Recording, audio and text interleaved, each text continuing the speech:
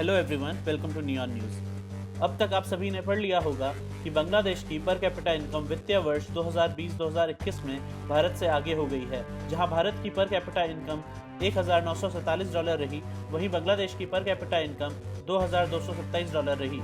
लेकिन अगर आप किसी भी इकोनॉमिस्ट को ये डेटा दिखाएंगे तो वो आपको बताएगा कि ऐसा नहीं है और ये डेटा गलत तरीके से दिखाया जा रहा है। आइए आपको समझाता हूँ कैसे। स्क्रीन में दिख रहे टेबल को डिस्कस करने से पहले मैं आपको थोड़ा समझाता हूँ कि ये सब चीज़ें होती क्या हैं। नेशनल इनकम निकालने के लिए हम स्क्रीन में दिख रहा फॉर्मूला यूज़ कर सकते हैं। जीडीपी होता है देश में पूरे साल में जो भी सामान बनाया गया और सर्विस दी गई उन सब का मॉनेटरी सम। यानी साल में उस देश में अगर 1000 रुपये की कार बनाई गई, 2000 रुपये की बाइक बनाई गई और भी सामान बनाया गया 4000 रुपये का, और वहीं 2000 रुपये की सर्विसेज दी गई जैसे कि सॉफ्टवेयर कंपनीज देती हैं, तो इस देश का जीडीपी हो गया 9000 रुपये। इसमें अगर हम वो पैसा भी जोड़ दें जो उस देश के नागरिकों ने किसी फॉरेन देश में कमाया और वो पैसा घटा दें जो फॉरेन नागरिकों ने उस देश में कमाया, तो इससे हमें नेशनल इनकम मिल जाती है। अब इस नंबर को उस देश की पॉपुलेशन से डिवाइड कर दें तो आपके पास आ जाएगा पर कैपिटा नेशनल इनकम। ये वही नंबर है जिसका सारे मीडिया आउटलेट्स बिना समझे प्रचार कर रहे हैं। अब सारी कंफ्यूजन जीडीपी से है। जीडीपी हम दो तरह से निकालते हैं, पहला नॉमिनल और दूसरा पीपीपी यानी परचेजिंग पावर पैरिटी।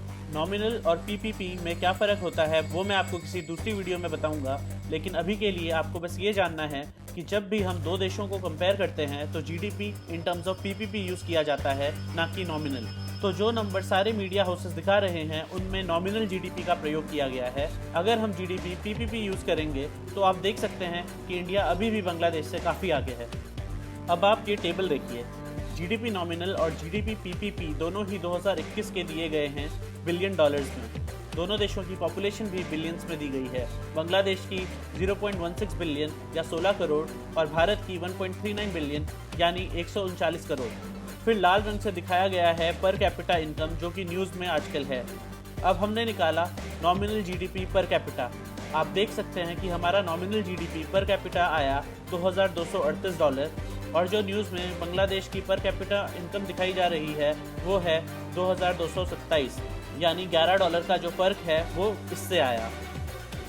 ऐसे ही अगर हम बांग्लादेश का पर कैपिटा पीपीपी जीडीपी निकालेंगे तो आएगा $5939, जिसमें कि हम एडजस्टमेंट करेंगे तो पर कैपिटा इनकम आएगी $5928। ऐसे ही अगर इंडिया के नंबर्स भी आप निकालेंगे तो पर कैपिटा इनकम आएगी $7083।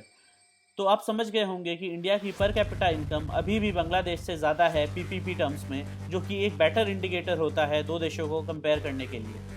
आपको बता दूं कि बांग्लादेश की इकॉनमी एक्सपोर्ट्स पे काफ़ी निर्भर है। दरअसल सारे अमीर देश बांग्लादेश को लीस्ट डेवलप्ड कैटेगरी में रखते हैं, जिसकी वजह से बांग्लादेश को अपना सामान एक्सपोर्ट करने में काफ़ी रियायतें मिलती हैं। इसका सबसे बड़ा उदाहरण है यूरोपियन यूनियन। यूरोपियन यूनियन के जीएसपी प्रोग्राम से बांग्लादेश को काफ़ी फ़ायदा मिलता है, जिसमें उन्हें एक्सपोर्ट्स में टैरिफ्स नहीं देने पड़ते। बांग्लादेश का एक्सपोर्ट्स लगभग $35 बिलियन का है, जिसमें से लगभग 60% सामान सिर्फ यूरोपियन यूनियन को एक्सपोर्ट होता है। लेकिन अब माना जा रहा है कि यूरोपियन यूनियन जल्द ही बांग्लादेश को लीस्ट डेवलप्ड देशों की सूची से हटाकर डेवलपिंग देशों की सूची में रख सकता है और जीएसपी लिस्ट से हटा सकता है, जिससे बांग्लादेश के सामान यूरोपियन यूनियन में महंगा हो जाएगा और इससे बांग्लादेश के एक्सपोर्ट्स काफ़ी गिर सकते हैं। वैसे तो इंडिया को भी जीएसपी बेनिफिट्स मिलते हैं, लेकिन इंडिया का एक्सपोर्ट बहुत डाइवर्सिफाइड है, जिससे जीएसपी स्टेटस हटने पर भी इंडिया पर उतना प्रभाव नहीं होगा जितना बांग्लादेश पे। लेकिन ये सच है कि बांग्लादेश काफ़ी तेज़ी से आगे बढ़ रहा है और बांग्लादेश के डेवलप होने से इंडिया को भी लॉन्ग टर्म में फ़ायदा ही होगा। लेकिन हमारे वेस्ट की तरफ दूसरा पड़ोसी देश डेवलपमेंट में विश्वास नहीं रखता, जिसकी वजह से भारत का नुकसान होता है। हम आशा करते हैं कि भारत और बांग्लादेश दोनों ही विकास की राह पर चलते रहेंगे। प्लीज़ इस वीडियो को लाइक और शेयर करें और चैनल को सब्सक्राइब करें। Thank you.